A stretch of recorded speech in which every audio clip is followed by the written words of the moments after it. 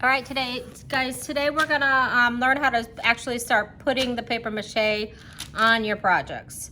So first thing you wanna do is make sure that you have everything completely taped. So there's no newspaper showing at all. Everything needs to be covered in tape and everything needs to be really secure. So make sure you got that done.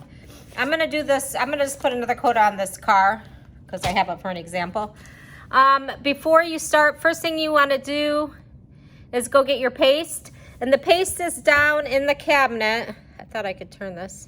The paste is down in the cabinet over here that says paper mache paste. This one right here. Face mask paper mache paste. So down in here in these, there's red and green containers. So take one of those. You can bring it back to your seat. When everybody starts paper macheing, well, put 2 of those per table. Make sure you guys can see what I am doing here. All right, so this is just wallpaper paste that I add a little bit of water to. So it does, when I first mix it up, it's like water, and then it starts getting a little bit thicker as it sets. So you want it to set. If it's too thin, it's not gonna work real well. And then you're just gonna need to get some newspaper and take your paper. I got my hands wet first, I should not have done that. Make yourself a little pile of paper. Now, when we do this paper macheing, this is a good size. We don't want to have it be like nothing bigger than like a $50 bill. So no huge sheets of paper that go on there. It's not going to lay nice and flat, and you're not going to have enough overlap for it to work real well. So here's the car. First thing I'm going to do is just put a little paste on my hand. I'm not putting it on the car. I'm not dipping the paper into the paste because then I'm just going to have too much paste on it. If you get too much paste, it's going to not stick because it will be lifted away from it a little bit. So I'm just putting a little bit of paste on my hands, and then I'm going to make sure I have paste on the front and on the back of this piece of paper. That's important that it's underneath too. And then put it down, and then just kind of get all those edges nice and flat. We don't want any of those edges sitting down. So if it's not, sticking back up. So if it's not going down, you don't probably have enough paste on it. So I just got a little bit more paste out of the container. I'm just putting a little paste on my hand, and then I'm putting the paste on the front and the back. Now this second one, I'm gonna overlap the first one that I did a little bit, so I make sure I've got it completely covered. And you'll be able to tell, you just gotta kind of keep track of where you are from one day to the next so you know where you left off. The first coat, it'll be easy because you'll be able to tell if it's covered. But the second coat, you gotta kind of keep track. And make sure those edges get down really well.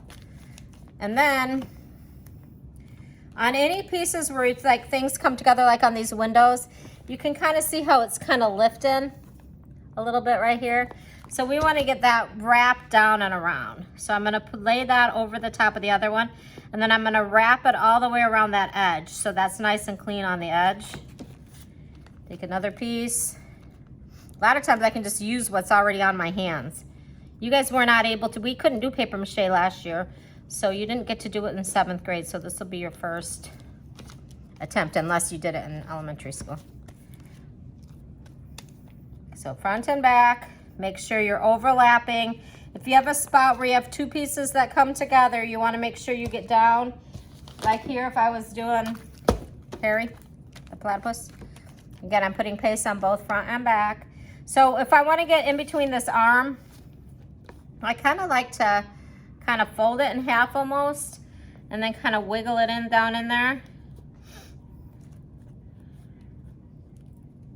And then make sure I'm pressing it all down nice and flat. So that piece goes from one side to the other. That's gonna help that's gonna help hold these pieces on. Because if you just take one piece, let's say I just take one piece and do it here, like on the leg. Can you see that? I put one piece there, and then I put another piece over here. Nothing is really holding them together. And if I try to put that piece down dry, when you put paper mache, you'll see that the paper will almost turn transparent. You'll almost be able to see through it. If it still stays dry, that means that you didn't have paste underneath it. So instead of having like a seam here, where that would be attached. You want to have one piece go across that whole thing. That'll make it stronger and help it hold it together.